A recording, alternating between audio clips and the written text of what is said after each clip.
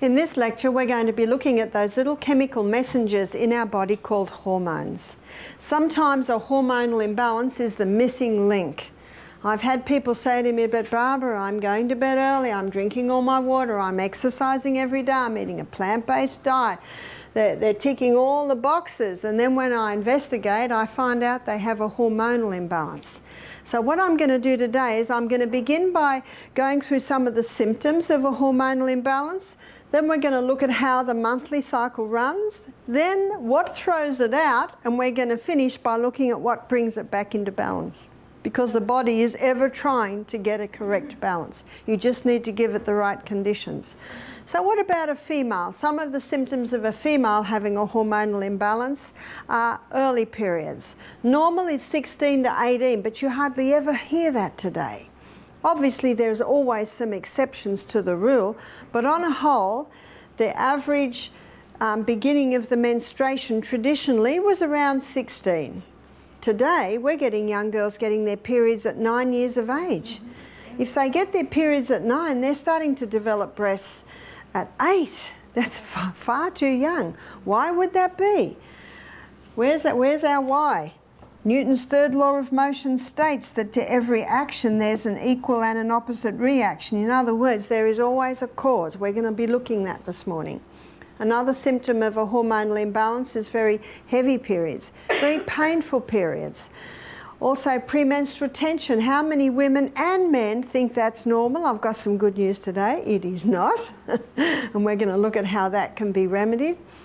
Also fibroids in the uterus, cysts on the ovaries, polycystic ovarian syndrome, polyps in the uterus, cervical polyps, cervical cancers, lumps in the breasts, fibrous tissue in the breast, breast cancer, uterine cancer.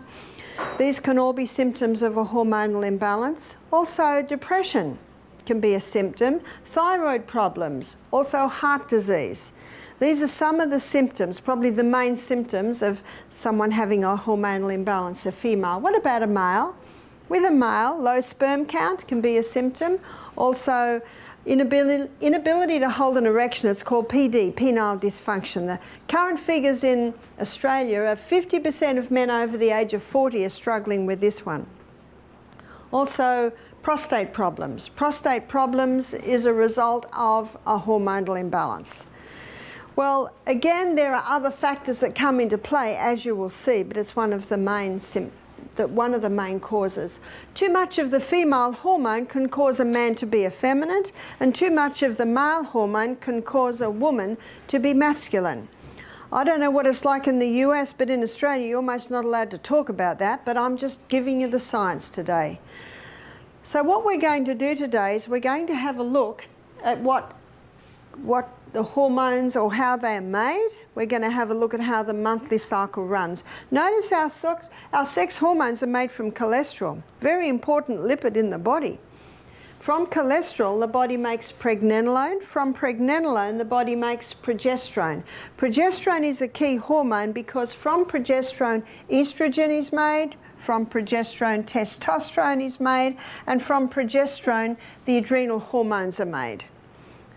We're going to look at the 21-day, or 27-day, I should say, cycle, 27 or 28-day cycle. We're going to look at it like a dance, because it is like a dance. Different players come onto the stage at different times of the month. And estrogen's going to be wearing a red outfit, and estrogen's role is that of a cell proliferator. Cell proliferator basically means causes massive cell growth. And it is estrogen that causes the skinny young girl to develop into a beautiful, shapely woman. But if the estrogen remains high, the beautiful, shapely woman can get out of shape the other way. Progesterone is the other player in our dance of the hormones today. And progesterone is going to be wearing a green outfit. Progesterone's role is that of a happy hormone. It's one of its... There's a few roles, as we'll see, but it's often called the happy hormone because of its ability to raise the mood. We have a saying in Australia, you may have it here, it's called happy wife, happy life. Is that right? I'd like to say happy wife, happy home. Many homes have an unhappy home because the woman has a hormonal imbalance and she's lacking progesterone. So let's begin at day 1 of the monthly cycle. At day 1 of the monthly cycle, this is the day that a woman begins to menstruate. Day 1 of the monthly cycle, the estrogen levels are low. Day 1 of the monthly cycle, the progesterone levels are low. So both hormones are backstage in that week that a woman begins to menstruate. But by the end of menstruation, around day 7, estrogen levels begin to rise. So by day 14, estrogen is now the star player in the dance of the hormones. What we're going to do now is we're going to go to the stage where the hormones are played out.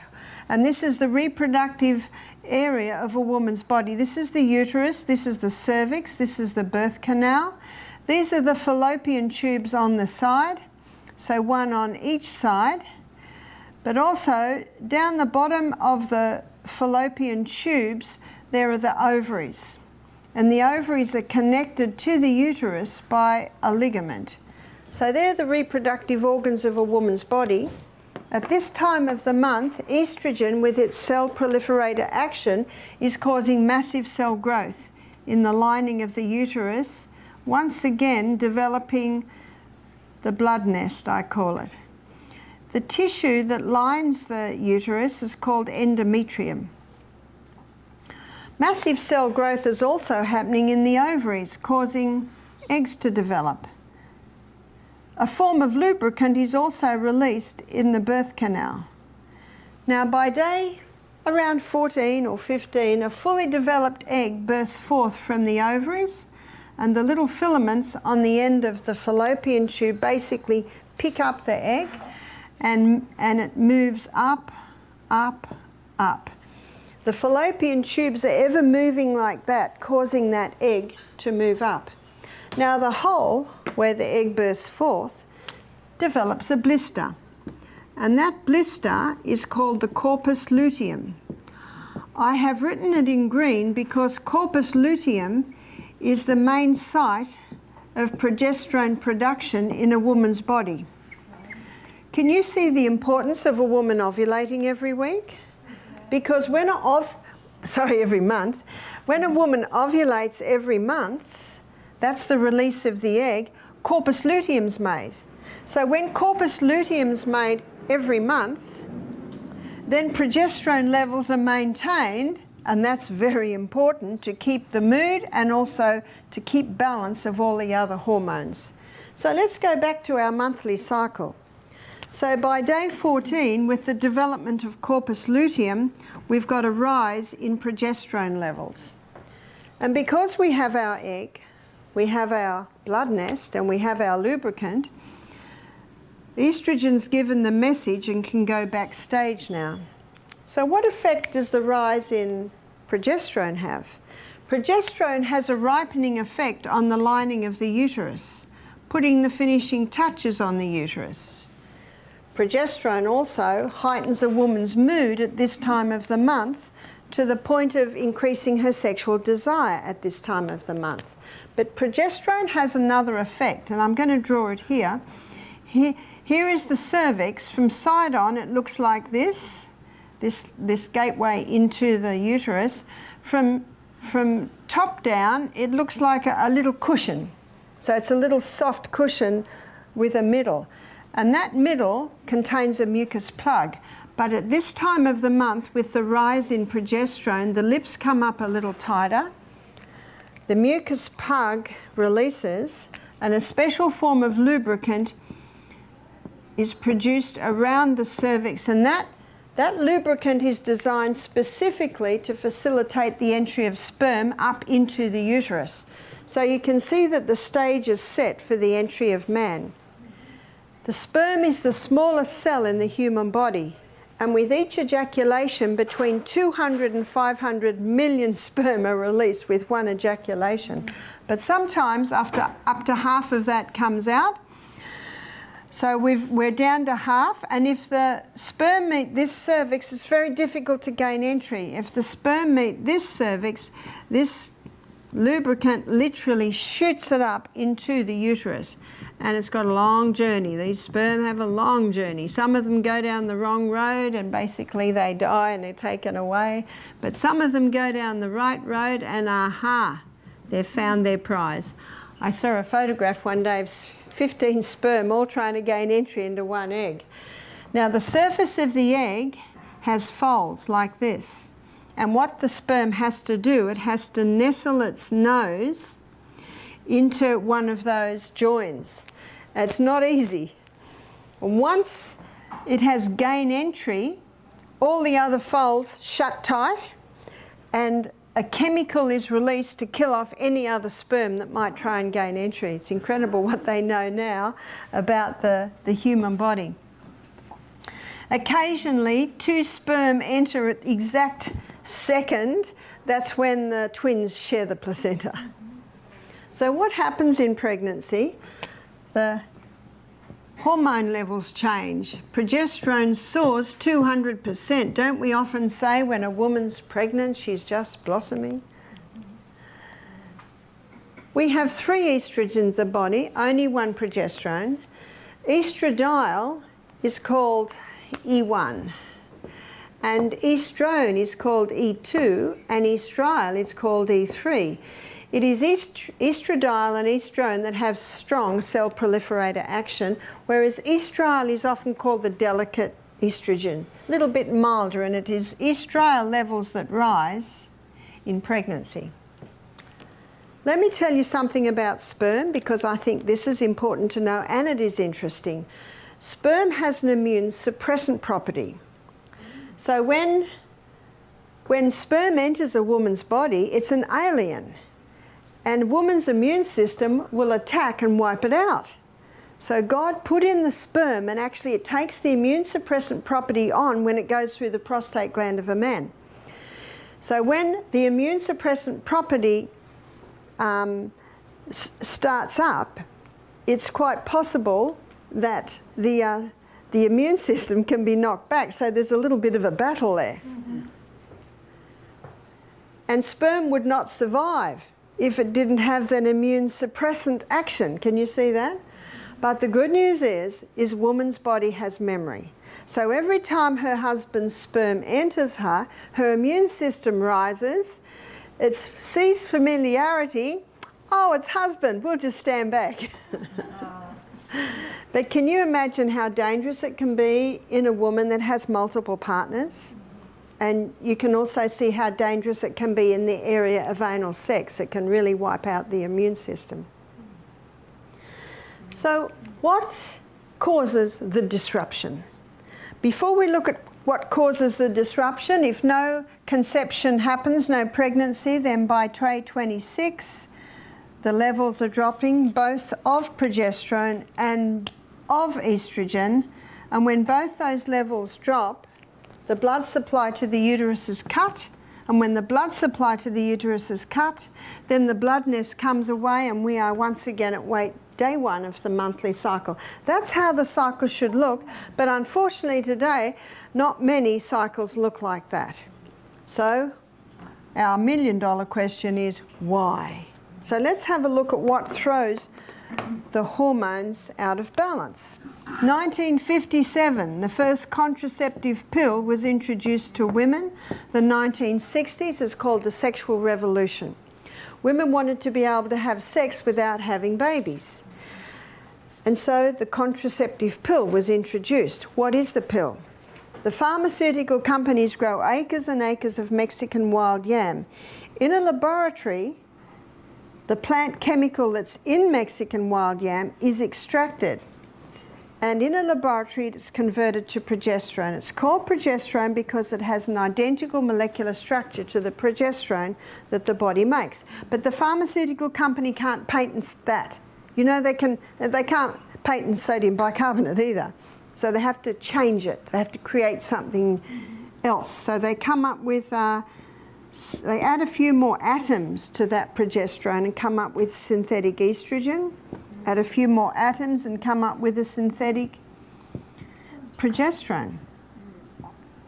You see, in the early 1990s, it was acknowledged that estrogen is a known human carcinogen. And pill up until then was just straight estrogen. So by law they had to add some progesterone, but it's synthetic progesterone, so it really doesn't help a lot because it inhibits your progesterone uptake. So when these synthetic hormones, which are in the pill, are taken into the body, let me show you what's happening. So number 1 hormone should be progesterone, number 2 estrogen. Month after month on the pill, the body now thinks it's pregnant, so it doesn't release the egg. And if it doesn't release the egg, no corpus luteum's been made. So week after week, after month, what's happening to progesterone? It's going down. A month after month with its synthetic estrogen, where's estrogen going? We've got a problem today, sadly too common. It's called estrogen dominance and progesterone deficiency. And it was Dr. John Lee that first blew the whistle on this. There have been some other doctors and authors that have also written about this. And he shows that now we have estrogen dominance. I liken estrogen to fire and water. Good slave, bad master. On 2019, I flew back into Australia, and when I drove onto our property, it was as black as black. I think you heard about the fires. We just thank God we didn't lose any buildings. That's why I say fire and water are a good slave, but it's a bad master. Same with estrogen. Now, we've got it as master. What effect is it having with its cell proliferator action? Fibroids in the uterus, cysts on the ovaries, polycystic ovarian syndrome, causing the endometrium to wander all through the abdominal wall. That's called endometriosis. 70 years ago, there were something like 100 cases worldwide. Today, there are 10 million alone in the US. And you will find it all rose around the time that the pill was introduced, because you can see how the pill disrupts the hormones. And a 25-year-old lady told me that she was just diagnosed with endometriosis. You see, when the blood nest falls away with the dropping of the hormones, these little pockets bleed, but they've got nowhere to go. And they have excruciating pain at period time, because all those little pockets have got nowhere to go, and the pain from that. This 25-year-old lady told me that her doctor said she'll be all right when she goes through menopause. Huh? 25 more years of pain and suffering. Or medicine can offer to diathermy, that's like burn them out. But if you don't turn the tap off, guess what? They're all going to come back. You've got to find the cause. So this cell proliferator action causing growths in the reproductive organs of the body, including the breasts, even to the point of breast cancer and also uterine cancer. A lady came and did our program. She had a lump in her breast 10 years ago, so she had both breasts removed, and they built 2 new breasts. Here she was at our retreat with breast cancer in the new breasts. If you don't find out the cause, it's going to come back. That's basic common sense. We're flipping into common sense now. See how we flip between Bible, history, science and common sense? Because God is the author of all of them, and you will find that they come together. That's how you can determine truth. But where's progesterone? Down here. How's the woman's mood the week before her periods? Watch out, she'll bite your head off.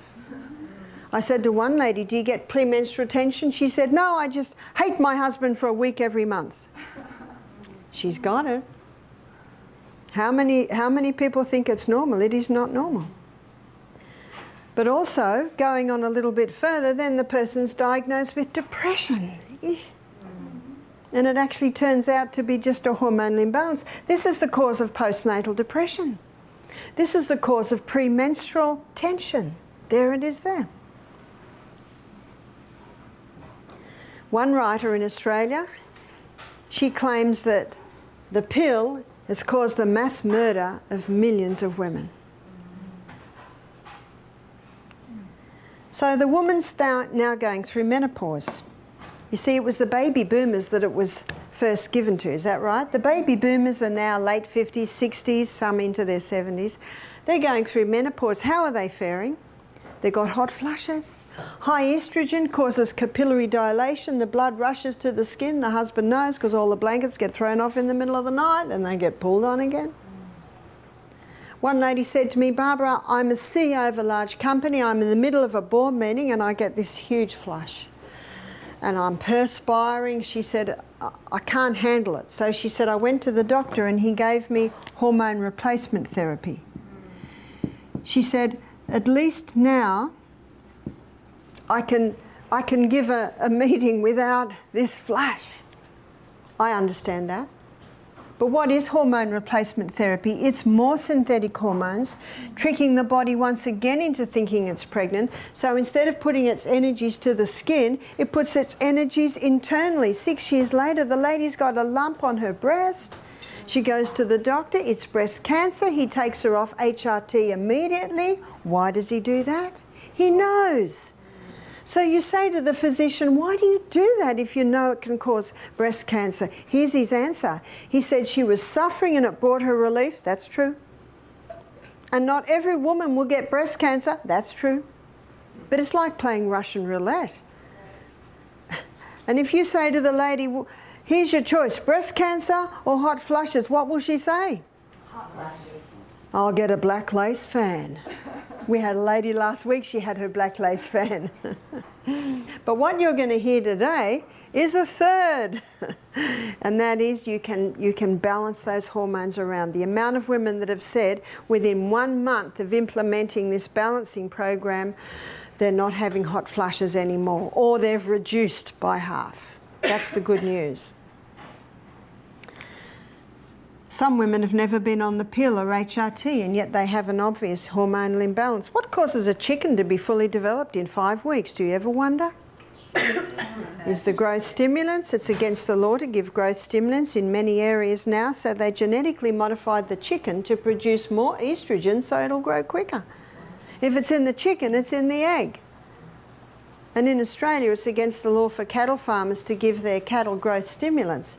But a cattle farmer's wife told me, she said, once a month they're knocking on our door, pushing the growth stimulants. And they tell you to stop the growth stimulant here, then it's not picked up in the blood test at the abattoirs. So meat and its products are also another source of hormone disrupting substances coming into the human body. Number 3, because I've met some people who are vegetarians, they've never had the pill, there's more. What causes plastic to be soft? And when I was 16, my brother was 18 and he got his first car. It was a Zephyr. And the dashboard was second-hand. The dashboard was split. So he had turquoise fur on it and a cow that's head went up and down. That's real 60s, isn't it? Have you noticed dashboards don't split anymore? It's because they have a chemical in it called nonylphenol. A nonylphenol keeps the plastic soft. There's also bisphenol A, called BPA. Estrogen contains a phenyl ring, and that phenyl ring is the key that unlocks the door to get estrogen into the estrogen receptor site in the cell. So can you see that these plastics with their phenols in them have an estrogen effect on the body? So plastics. You can get BPA-free plastic, and you can also, usually the hard plastic, you know, you can't squeeze it. So drink bottles should be hard plastic, glass, or the stainless steels. Plastics, also chemicals, and probably one of the worst chemicals. And the reason why it's the worst is because to kill the plant, it actually has an effect on the plant's hormones. It's called glyphosate or Roundup. The Sri Lankan government have banned Roundup or glyphosate because of the amount of rice farmers that were dying and their children were showing traces of it. I know it was probably 2 years ago, made front lines in one of our big newspapers in Australia. 2 farmers, farmer and his wife in their 70s, had both died of pancreatic cancer, and it was directly attributable to the Roundup. So what's the pancreas? It's actually part of our hormonal system. If you buy a potato and it's not organic, I can just about assure you it'll have Roundup on it, because they use Roundup to kill the top, you know, the top of the green top, because when that top dies, then they can harvest it. But absolutely, it's also, they've genetically modified so many plants to resist Roundup so they can keep spraying the fields. So herbicides, insecticides, I consider that they are just as much chemicals. One more point, clothes. Clothes can have chemicals in them if you're washing your clothes in a laundry detergent that contains chemicals. But there are 3 fabrics that are made really from plastic. One is polyester, acrylic, and nylon. So there are so many fabrics today. We know cotton and we know silk, but by the way, if you buy cotton, you must wash it and you must hang it on the clothesline for a day, because cotton is one of the most sprayed crops. So you've got cotton, wool, silk, bamboo. You may not be aware that rayon and viscose are both made out of wood pulp. So they're considered natural fibres. And modal, M-O-D-A-L. I've even got modal stockings. I've bought a modal petticoat. It's a very fine silky, and it's the cellulose spun from the birch tree. So the 3 that you need to be very mindful of are your acrylic, polyester and nylon. Now with guys, their underwear's cotton, their undershirts are cotton. It's not such a big deal, but ladies like the pretty things. And unfortunately, a lot of those pretty things are made out of nasty materials, nasty fabrics. And when they're against the woman's body and she exercises and gets hot, her pores open, the fabric gets hot, and she starts to absorb those chemicals. But you have some great companies, I think Fruit of the Loom, they sell very nice sports bras and underwear that are made out of cotton. I don't mind if there's 5% polyester or nylon to give it a little bit of stretch, as long as predominantly it's made out of natural fibre. So let me give you the soy issue, because you will read articles that will say, if you have breast cancer, don't touch soy. You've read that? Yes. Prostate cancer. So let me give you the truth on this. Here are 3 cells, and these 3 cells have estrogen receptor sites. Now this estrogen is what we call xenoestrogen. So these here are xenoestrogen. So your chemicals, your herbicides, your insecticides, the plastics.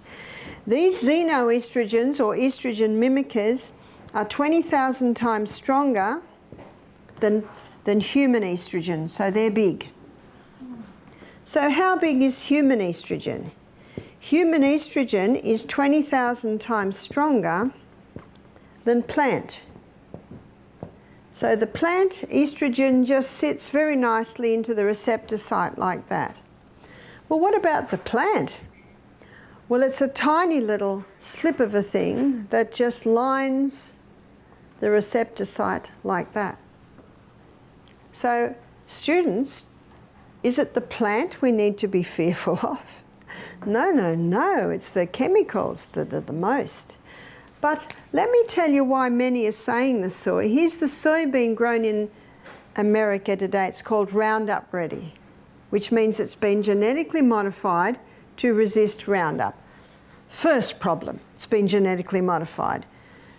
A farmer told me this. He said, we spray 5 times before harvest, all the weeds die, and the soybean keeps growing. That's a worry, isn't it? But you know what it means? That soybean has 5 doses of Roundup in it. That is a dangerous soybean. That soybean will increase prostate cancer and breast cancer, but not because of the natural estrogens that are in the soy, but because of the poisons that it is grown with.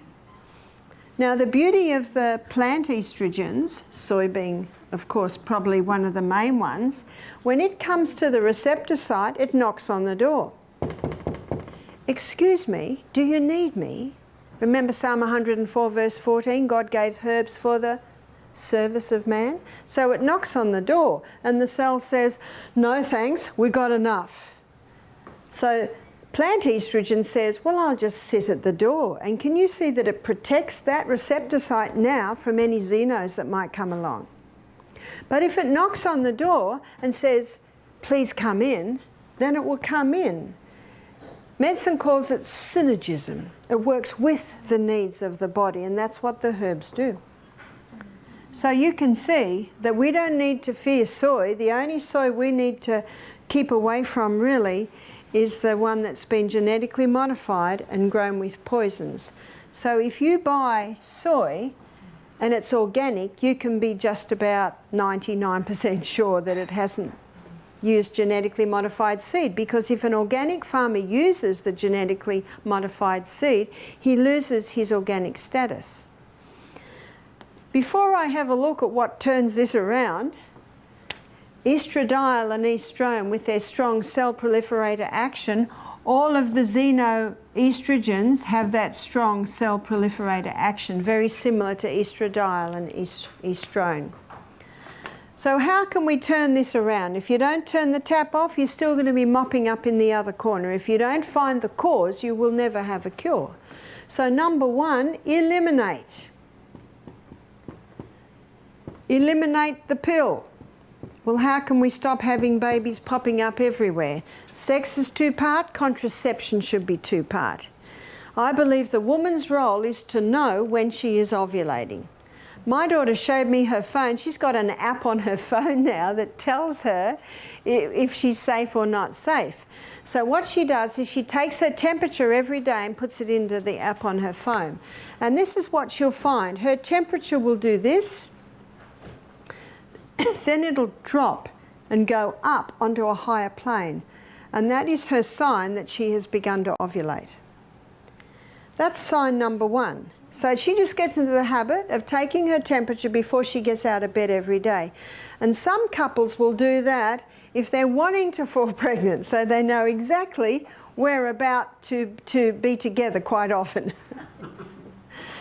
So the second sign is that her vaginal lubricant changes.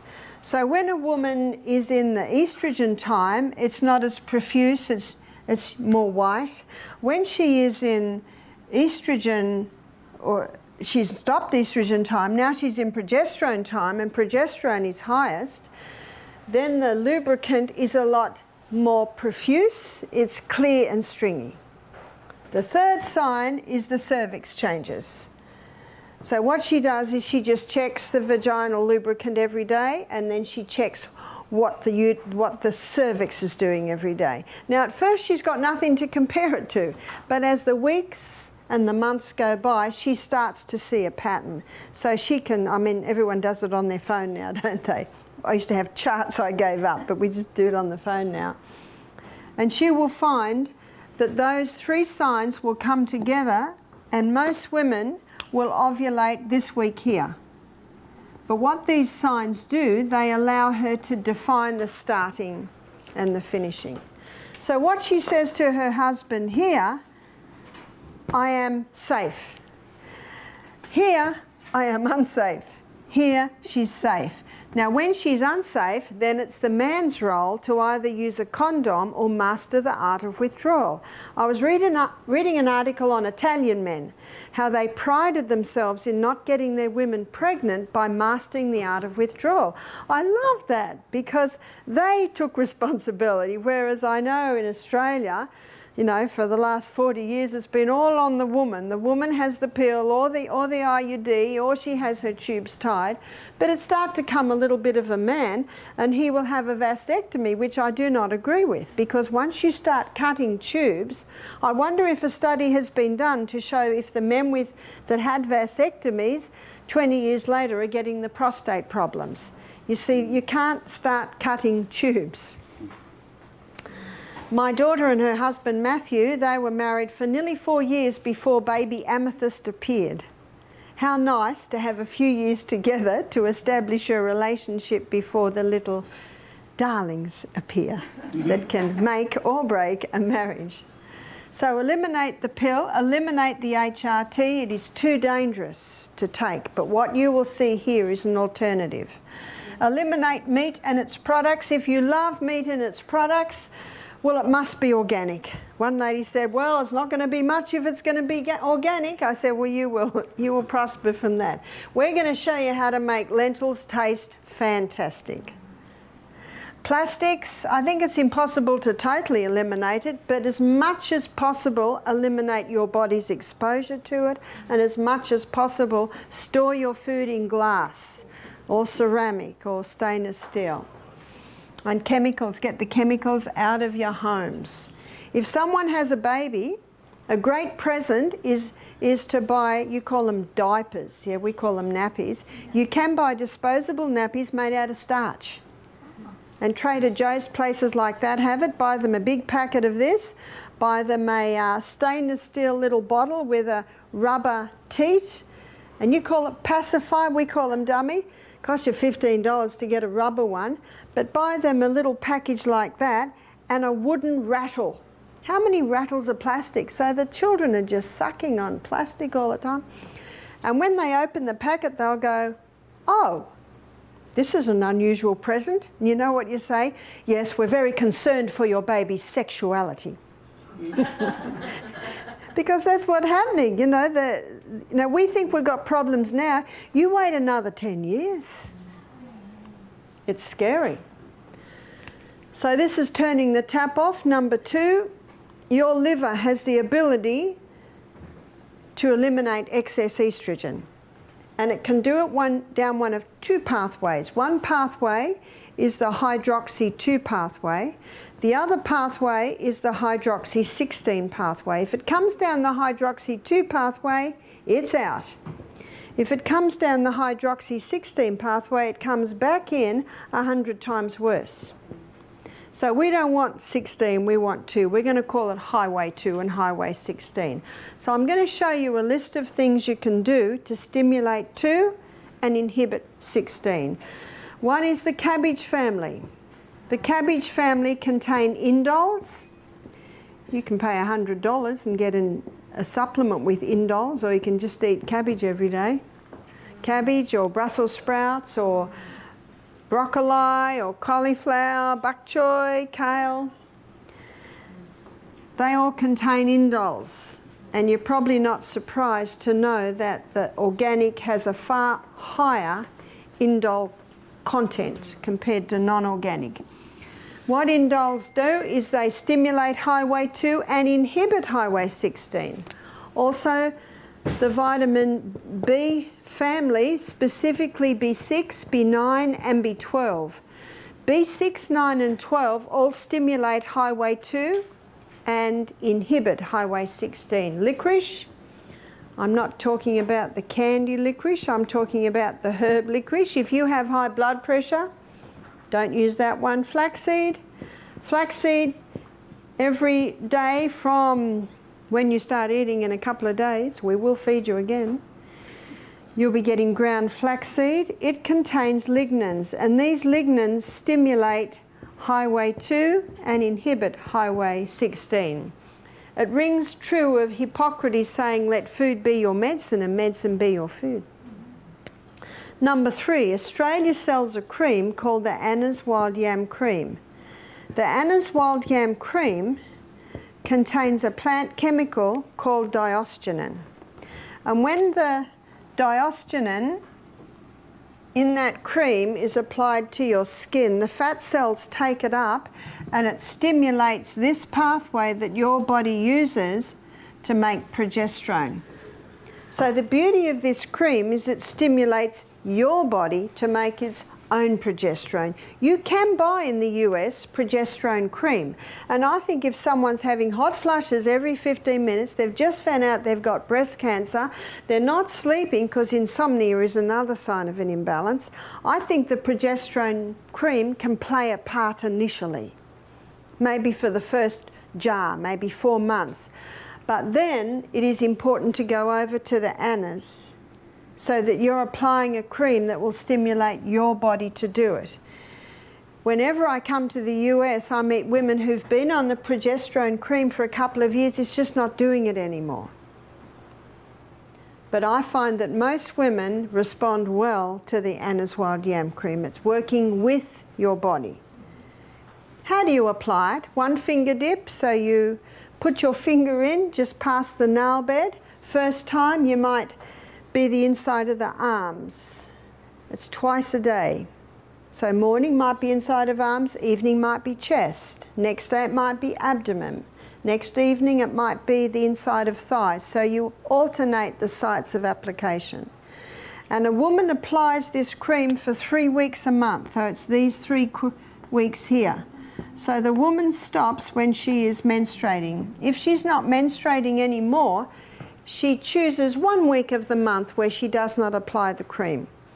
A lot of ladies find that choosing the first or the last week of the month makes it just easier to remember. How long should a woman be on it? At least 1 year. One lady said to me, I tried this cream and it didn't work. I said, how long did you try it for? She said, 2 months. I said, well, this is what's happening after 2 months. Here's the imbalance. After 2 months, we're about here. Where do we want to be? We want to be here. The good news is if it took 20 years to get out of balance, it won't take 20 years to get back into balance, but it might take 1 or 2 years. If a woman is applying the cream and she stops after a year and say her hot flushes return, what's her body saying to her? A bit more, please. A bit more. And one lady said she tried it another 6 months, then stopped, and she had no more hot flushes. One lady told me that within 6 months, no, it wasn't 6 months. She said within 1 month of applying the cream, her blood loss had halved. How many ladies have had their uteruses taken out when all they really needed was to balance those hormones? I've also found that women respond well with thyroid problems. You see, high estrogen opposes thyroid problems. High estrogen opposes thyroid function. So a lot of ladies are on the pill when they're in their teens, 20s. It's 30 years later, but the hormones are still out of balance. I've also met people who've gone onto the cream for their osteoporosis. Progesterone boosts bone-building cells. They're your osteoblast cells. Strengthens the bones. There is no toxic dose of progesterone. Can you have too much happy hormone?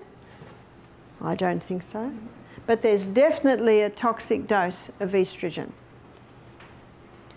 I met a 9-year-old girl who was on it.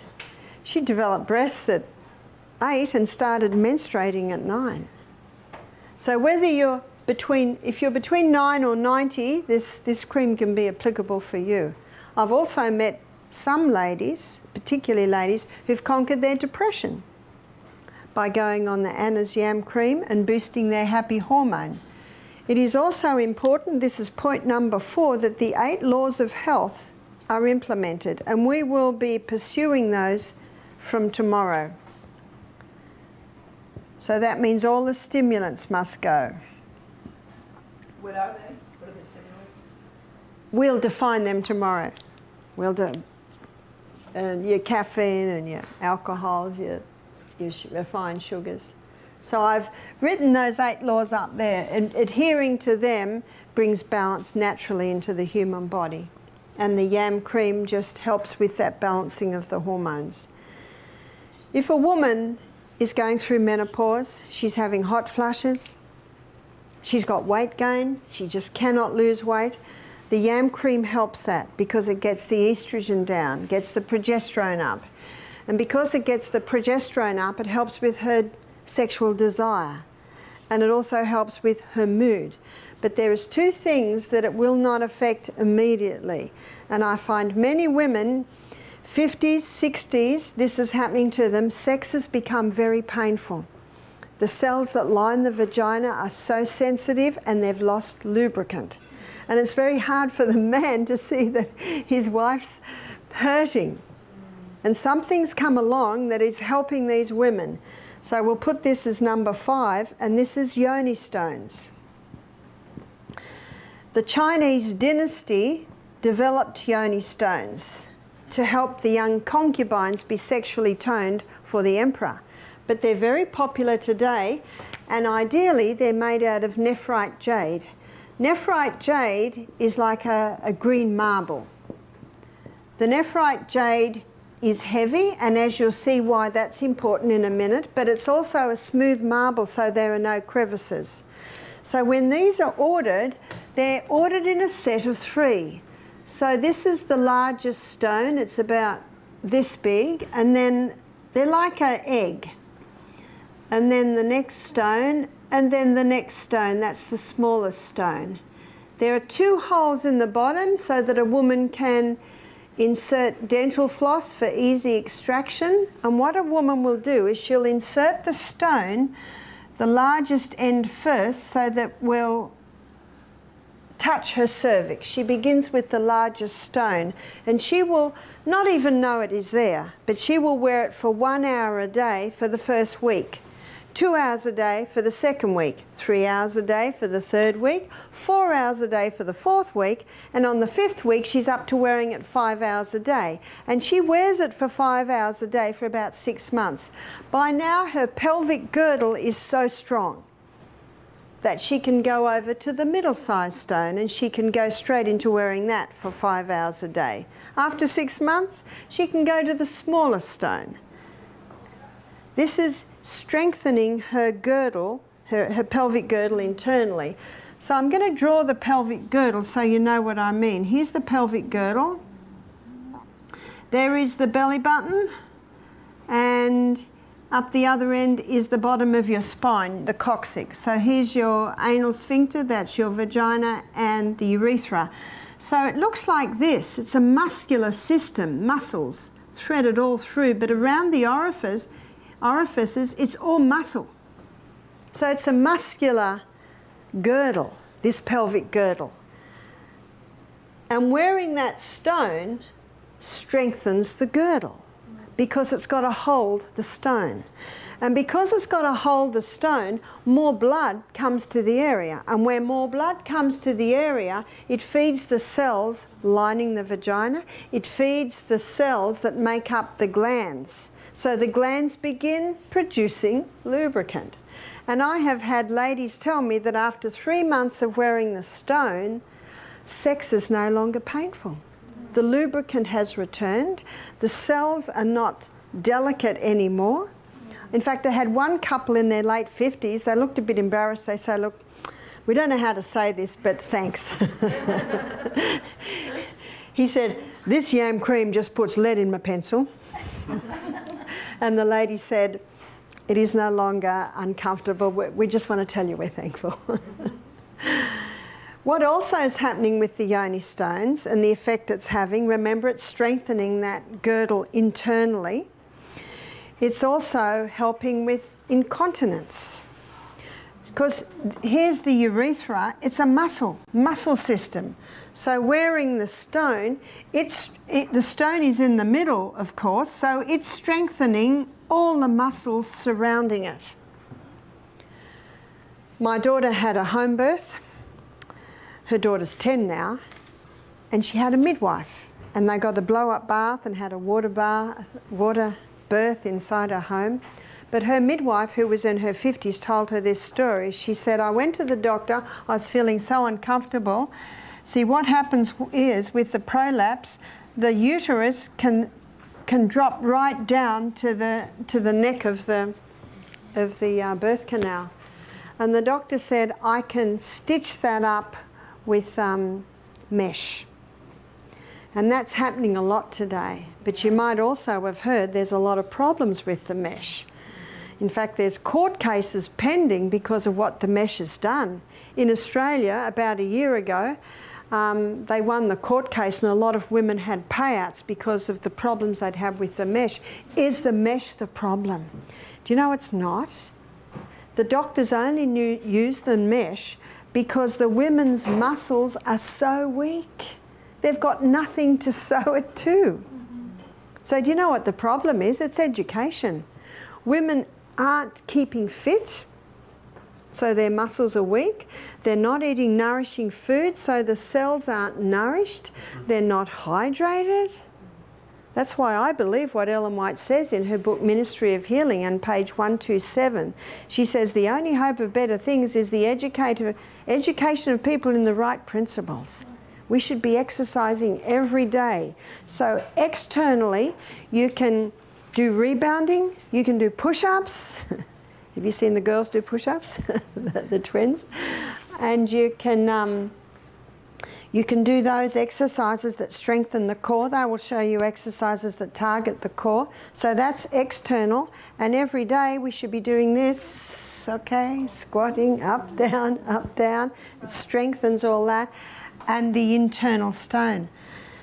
So my daughter's midwife, she didn't like the sound of the mesh, so she went and Googled prolapse, and she discovered yoni stones. She ordered them.